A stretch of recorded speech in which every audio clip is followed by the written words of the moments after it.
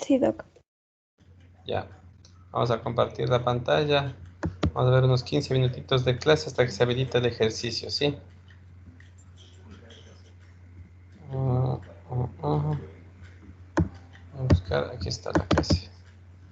Bueno, nos habíamos quedado en esta... Sí están viendo, ¿cierto? En esta diapositiva, ¿recuerdan? Los dos cursos, aquí nos quedamos. En cómo evaluar la función renal de un paciente. Y hoy vamos a hacer unos ejercicios en relación a esto.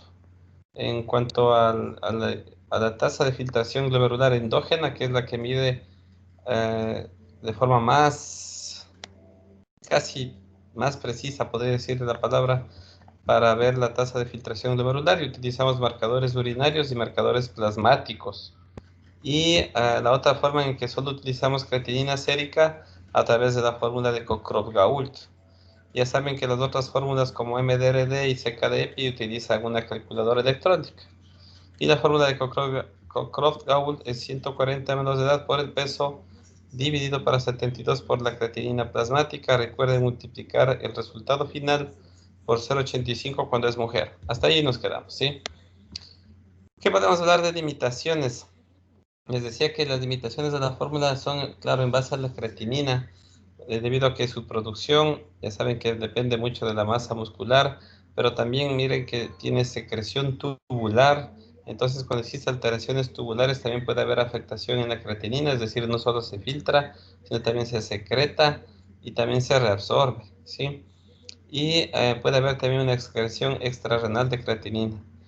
Eh, Decíamos que más o menos la tasa de filtración glomerular eh, puede medirse a través de la creatinina sérica o a partir de la creatinina sérica, eh, pero debemos tomar en cuenta más o menos que esta tasa de filtración glomerular, si en promedio tenemos una creatinina de 0,9, les decía que para fines pedagógicos vamos a tomar en cuenta creatinina de 1, pero esta puede declinar, perdón, esta puede declinar, por ejemplo, de 120 a 70, de 120 a 70 ml de minuto, por ejemplo, cuando avanza la edad del paciente. Y decía que eso debemos prestar mucha atención en pacientes mayores de 65 años, en donde la tasa de filtración glomerular ya puede empezar a declinar por envejecimiento fisiológico, ¿sí? Entonces, si el paciente tiene una creatinina de 0,9 inicial y la tasa de filtración glomerular declina de 120 a 70, es decir, perdiendo 50 puntos, la creatinina actual puede estar en 1,2, es decir, subir 0,3 de creatinina, perdiendo aún 50 puntos de la tasa de filtración glomerular, ¿sí? Entonces no es una correlación directa, pero porque depende de otras cosas, ¿sí? Y, por ejemplo, la secreción de creatinina puede estar incrementada en pacientes que tienen síndrome nefrótico. Ya hemos de ver en el transcurso de las clases qué es el síndrome nefrótico. O enfermedades de células Ike, donde existe destrucción de células, o en poblaciones específicas, y dentro de poblaciones específicas hablamos de los ancianos, por ejemplo. Y miren cómo la tasa de filtración glomerular, les decía, no es directamente proporcional al nivel de creatinina sérica, porque miren cómo la tasa de filtración glomerular desde un valor normal que está acá en el lado derecho puede ir declinando, y cuando llega a perder, aquí digamos, ¿no? 60 puntos, cuando llegamos a una tasa de filtración glomerular de 60 ml de minuto, la creatinina sérica ha sufrido un incremento del valor normal, que es 1 a 2, es decir, se ha duplicado. Pero apenas, miren, perdiendo 60 puntos, ¿no? Cuando pierde solo 30 puntos más, esto se duplica o más y se cuadruplica en relación al inicio, es decir, que la creatinina de 2 ya sube a 4. Y miren que cuando la tasa de filtración glomerular o esos riñones están funcionando al 30% menos, ahí sí existe una subida brusca del valor de creatinina. Por eso es importante hacer un trabajo eh, de prevención y de manejo y tratamiento de enfermedades sistémicas, para que esta tasa de filtración glomerular vaya declinando lentamente con los años y poder llegar a esta tasa de filtración glomerular menor a 30 en lo más tarde posible, para que el ingreso a diálisis sea lo más tarde posible. Cuando la tasa de filtración glomerular es menor al 15%, ya son pacientes que deben estar en diálisis, ¿sí? Y miren lo que pasa con la edad, como les decía, en poblaciones especiales, miren lo que pasa con la edad. Y lo que hablábamos, ¿no? Eh, Esos son los extremos y estos son los promedios. Y miren, conforme avanza la edad, ¿no? Alrededor de los 65 años, decía, ya se ve el decline importante de la tasa de filtración glomerular, menor a 100 ml por minuto. A partir de los 45 años empieza un decline, pero que no es observable clínicamente, porque miren que baja de 120 a 100 y con 100 hacemos una vida normal. Incluso con 60 hacemos una vida normal, pero a partir de los 65 años ya el decline es más importante y les decía, pacientes de más de 65 años en donde la tasa de filtración glomerular puede caer a 60 ml por minuto, hay que tener criterio clínico para no hacerle asustar al paciente e indicarle que ese decline puede ser por envejecimiento y no por enfermedad. 10 síndromes vamos a ver nosotros en, en el panorama de los pacientes nefrópatas. Tenemos el síndrome nefrítico agudo y también existe un síndrome nefrítico crónico, el síndrome nefrótico, que también puede haber agudo y crónico, las anomalías urinarias asintomáticas, falla renal aguda, falla renal crónica. ¿Por qué les pongo como falla renal? Porque ahora el criterio, por ejemplo, de enfermedad renal aguda, sí se utiliza ese término cuando la falla renal aguda sobrepasa más de 7 días. Eso hemos de ver en el segundo hemiciclo, ¿sí? Es decir, un paciente que presenta falla renal aguda o insuficiencia renal aguda y tiene más de 7 días el proceso patológico, se cambia el nombre a enfermedad renal aguda. Y el paciente con falla renal crónica ahora se lo determina como una enfermedad renal crónica porque es un proceso largo y continuo de más de 3 meses. Eso ya veremos en las siguientes clases. Tenemos otro síndrome que es de infección del tracto urinario, otro síndrome obstructivo, obstrucción del tracto urinario, principalmente aquí en hombres hablamos de hipertrofia prostática y en mujeres hay que tener mucha atención a mayores de 45 años con problemas obstructivos del tracto urinario, siempre pensar en cáncer de cervix o de cuello uterino, ¿sí? Los defectos del túbulo renal, que son las acidosis tubulares, la hipertensión arterial, que es una enfermedad sistémica, pero que tiene mucho manejo y criterio desde el punto de vista nefrológico, y obviamente la formación de cálculos. Estos 10 síndromes son los que podemos encontrar en los pacientes nefrópatas. Pero como les decía, el 80% de pacientes consultan al nefrólogo en nuestro medio por enfermedad renal crónica. El 80%. Un 10% por insuficiencia renal aguda o enfermedad renal aguda, tenemos 90%. Un 8% van a incluir los síndromes nefróticos y nefríticos, porque estos son parte de las glomerulopatías o enfermedades propias del riñón, que pueden ser primarias o secundarias, y el resto, 2%, va a estar distribuido con el resto de anomalías urinarias asintomáticas, enfermedades obstructivas, infecciones del tracto urinario, ah, hipertensión sola, sin compromiso renal o cálculos renales, ¿sí? Y también podemos ver los quistes renales. ¿De acuerdo? Esta detección de las enfermedades renales va a depender principalmente de hallazgos clínicos y laboratoriales. Y entonces nosotros debemos tomar muy en cuenta las causas presentes, pero también debemos tomar en cuenta los antecedentes clínicos. Eso es muy importante para hacer un diagnóstico diferencial. Es decir, conocer si el paciente, por ejemplo, tiene enfermedades sistémicas como la diabetes, como la hipertensión, como el lupus eritematoso, y conocer desde cuándo tiene. No es lo mismo evaluar un paciente que tiene diabetes desde hace un año que un paciente que tiene diabetes hace 10, 15 años, ¿sí? Evaluar la severidad y la extensión del desorden causal. Por ejemplo, no es lo mismo evaluar un paciente que viene con creatinina sérica elevada desde hace 2, 3 años y no se ha modificado, a que un paciente que de pronto tenía un chequeo nefrológico hace un mes, todo estaba normal, y luego presenta, por ejemplo, una enfermedad diarreica aguda con un cuadro severo de deshidratación.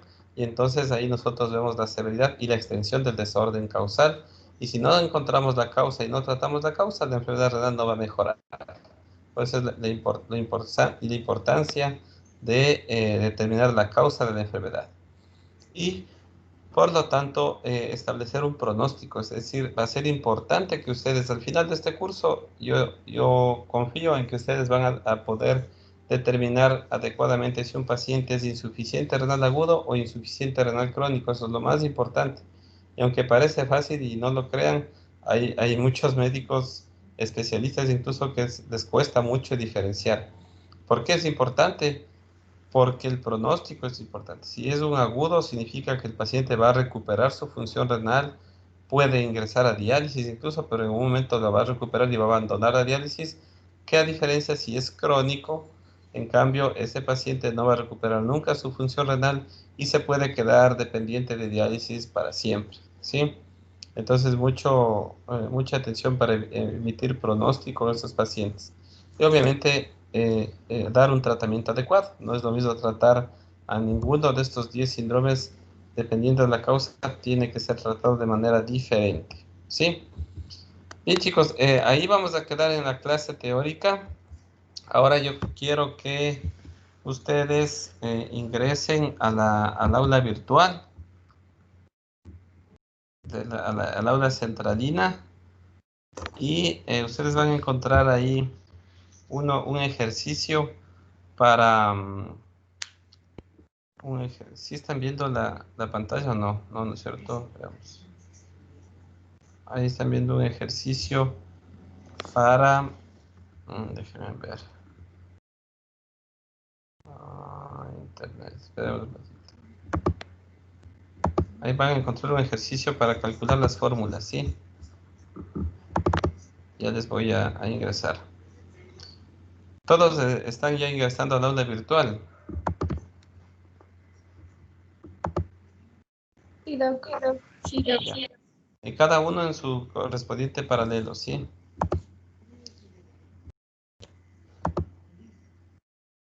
Entonces, vamos a ver. Vamos a compartir la pantalla. Les voy a indicar en dónde está, ¿sí? ¿Sí están viendo la pantalla? No, Doc. A ver, un segundo. Ahí. Empieza a compartir. Aquí. Ahí, sí. Dentro, ahí sí están viendo, ¿no es cierto? Sí, Sí, Doc.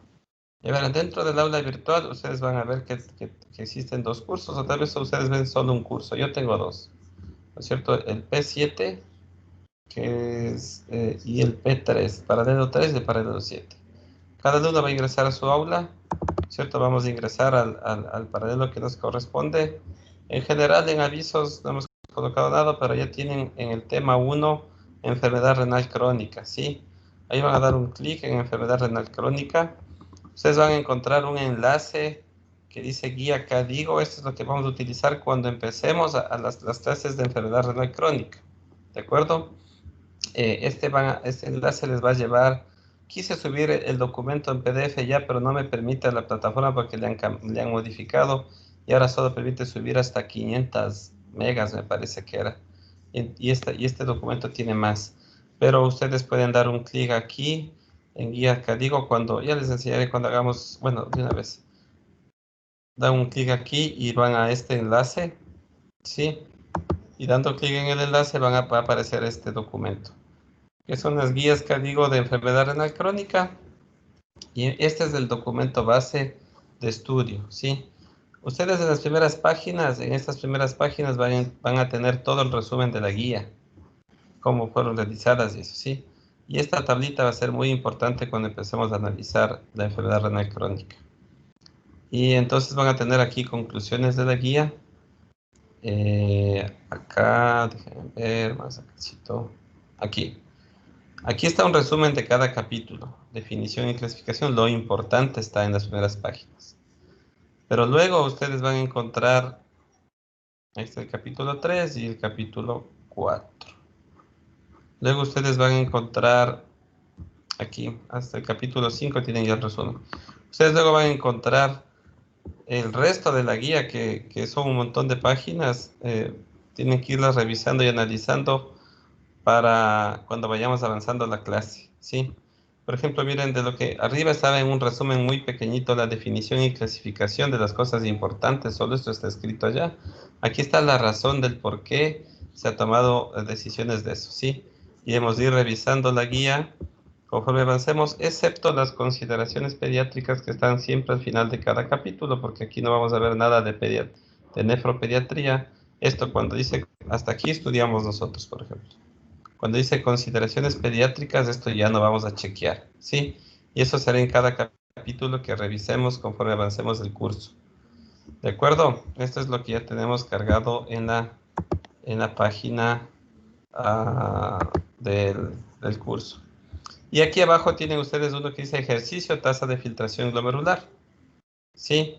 Ustedes van a dar un clic y ahí van a encontrar el caso clínico, van a encontrar valores y datos de un paciente con datos para que puedan ustedes aplicar las fórmulas, y van a encontrar dos momentos: la paciente cuando va al tratamiento o va a la atención médica, y luego la paciente luego de un tratamiento por el nefrólogo, ¿sí?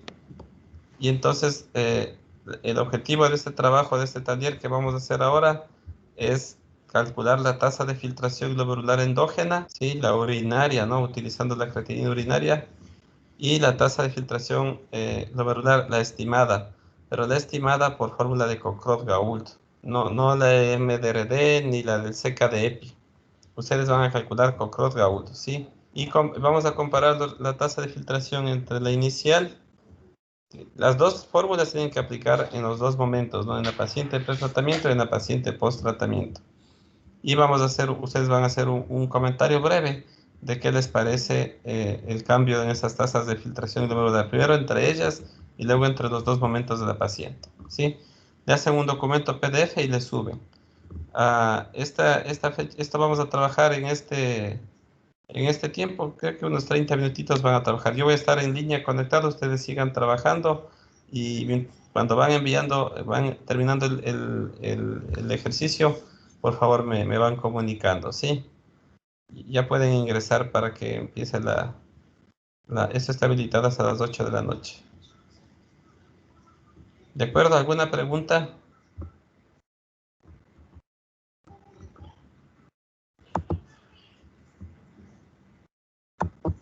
No, doc. Ok, entonces entre por favor en el aula, lean el ejercicio, apliquen las fórmulas, tienen que hacer las dos fórmulas en la primera ingreso del paciente, luego después del tratamiento, las dos fórmulas, y hacen un análisis breve y van enviando. Conforme van terminando, me van comunicando, por favor. Sí, yo estoy aquí conectado. Trabajemos entonces.